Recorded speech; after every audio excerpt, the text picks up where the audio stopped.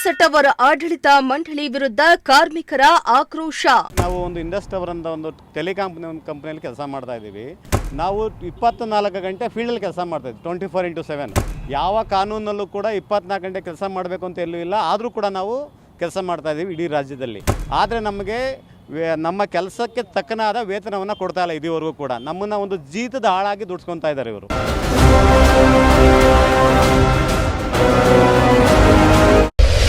ತುಮಕೂರಿನ ಡಿಸಿ ಕಚೇರಿ ಮುಂಭಾಗ ಇಂದು ಕಾರ್ಮಿಕರು ಧರಣಿ.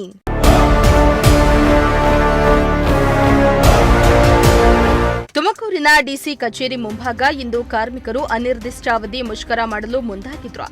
ಭಾರತೀಯ ಪ್ರೈವೇಟ್ ಟೆಲಿಕಾಂ ಕಾರ್ಮಿಕರ ಸಂಘದ ಆಶ್ರಯದಲ್ಲಿ ಇಂಡಸ್ ಟವರ್ ಆಡಳಿತ ಮಂಡಳಿಯ ವಿರುದ್ಧ ಕಾರ್ಮಿಕರು ಅನಿರ್ದಿಷ್ಟಾವಧಿಯ ಮುಷ್ಕರಕ್ಕೆ ಇಳಿದಿದ್ದಾರೆ. ಸಂಸ್ಥೆಯು ಕಾರ್ಮಿಕ ವಿರೋಧಿ ನೀತಿಗಳನ್ನು ಅನುಸರಿಸುತ್ತಾ ಇದೆ ಎಂದು ಆರೋಪಿಸಿದ ಪ್ರತಿಭಟನಾಕಾರರು ನ್ಯಾಯಸಮ್ಮತ ಬೇಡಿಕೆಗಳನ್ನು ಈಡೇರಿಸುವವರೆಗೆ ಹೋರಾಟ ಮುಂದುವರಿಸುವುದಾಗಿ ಘೋಷಿಸಿದ್ದಾರೆ.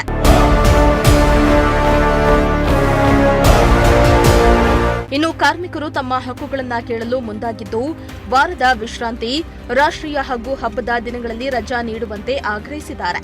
ಪ್ರತಿದಿನದ ಕರ್ತವ್ಯ ಸಮಯವನ್ನ 8 ಗಂಟೆಯೊಳಗೆ ಸೀಮಿತಗೊಳಿಸಬೇಕು ಮತ್ತು ಹೆಚ್ಚುವರಿ ಕೆಲಸ ಮಾಡಿದರೆ ನ್ಯಾಯಯುತ ವೇತನ ನೀಡಬೇಕೆಂದು ಮನವಿಯನ್ನ ಮಾಡಿದ್ದಾರೆ.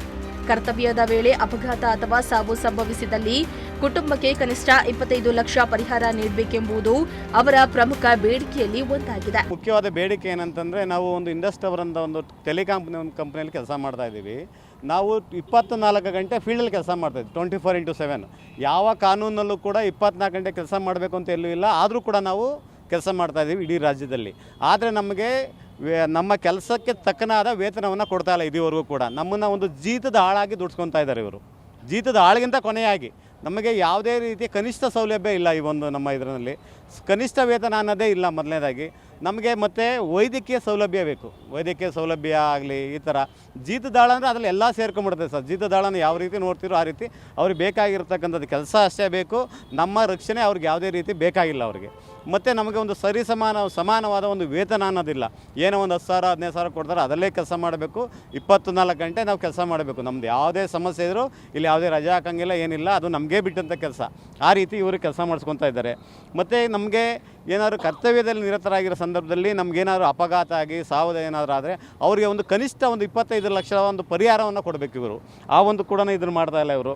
ಇಂಡಸ್ ಟವರ್ ತನ್ನ ಕಾಂಟ್ರಾಕ್ಟಲ್ಲಿ ಏನೆಲ್ಲ ಕಾರ್ಮಿಕರಿದ್ದಾರೆ ಅವ್ರಿಗೆಲ್ಲರಿಗೂ ಕೂಡ ಒಂದು ಕಾನೂನುಬದ್ಧ ರಕ್ಷಣೆಯನ್ನು ನೀಡಬೇಕಾಗುತ್ತೆ ಇವರು. ಅವರು ಅದನ್ನು ಕೂಡ ನೀಡ್ತಾ ಇಲ್ಲ. ಮತ್ತು ಈಗ ಯಾರು ಈ ಒಂದು ಧರಣಿಗಳನ್ನು ಮಾಡ್ತಾ ಇದ್ದಾರೆ, ಇವ್ರ ವಿರುದ್ಧ ಘೋಷಣೆಯನ್ನು ಕೂಗ್ತಾ ಇದ್ದಾರೆ, ಅವ್ರನ್ನ ಎಲ್ಲರೂ ಕೂಡ ಕೆಲಸದಿಂದ ತೆಗೆದುಹಾಕುವಂಥ ಕೆಲಸವನ್ನು ಈಗ ಆಲ್ರೆಡಿ ಮಾಡ್ತಾ ಇದ್ದಾರೆ. ಇದನ್ನು ಯಾವುದೇ ಕಾರಣಕ್ಕೂ ಮಾಡಬಾರ್ದು.